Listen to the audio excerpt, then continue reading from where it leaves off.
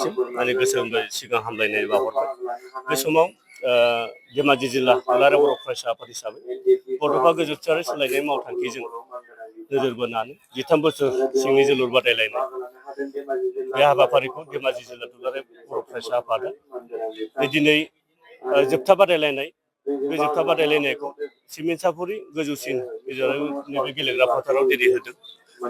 बे होनाय उद्देশ্যआनो जाबाय जोंनि उन्दै उन्दै लाइमोन सेंग्राफोरखौ बा लाइमोन हिनजावसाफोरखौ जोङो दिनै मोजां जि मोनसे जों उद्देश्य लादों बे उद्देश्यजों जोङो लांनो सिन्था खालामबाय थादों जाहाथे बे लाइमोनफ्रा जाहाथे फैबाय थानाय समफ्राव गावनि थांखियाव सहैनो हाथों आरो जोंनि जिथु ड्राग्स जि फेग्रा मुवा बेसाद बेफोर मुवा बेसादफोरनिफ्राय जाहाथे जानगाराव थाथों बेनि थाखायनो जोङो माखासे बड'फा गोजोनथारि सोलायनाय मावथांखिजों जों माखासे मिसनफोर लादों। बे मिसनाव नैबे जोलुर गेलेनाय हाबाफारियाबो गोग्लैयो। जोङो फैबाय थानाय समाव दुलाराय बर' फरायसा आफादा जेराव नैबे जिल्ला जिल्ला गेलेहोगोन बे जिल्ला जिल्ला गेलेहोनायाव जोंबो बाहागो लाहैगोन।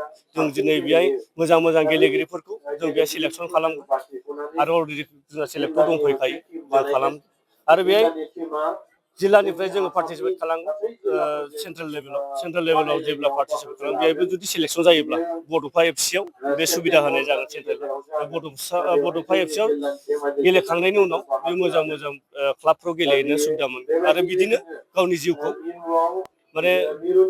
खांहैनो हागोन आरो मोनसे समाव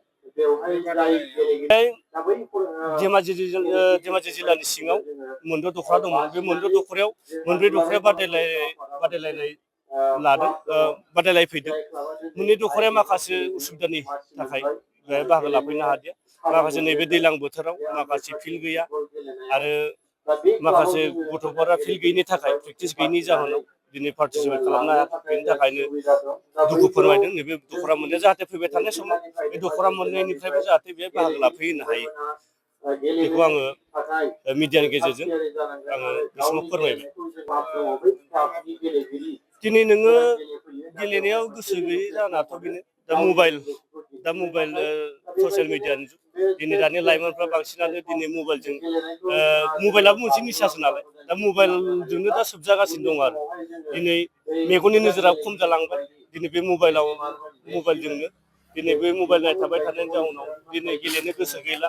दिनै दुनियानि जा बाथ्राफोर दङ बे ससियेल मिडियाआव बे मबाइलनि दारैनो दिनै नुजोबो। दिनै नोङो गेलेनायाव गोसो गैला दिनै गायनाय फुनाय मावनाय दांनाय बायदिसिनाफ्राव दिनै गोसो गैला।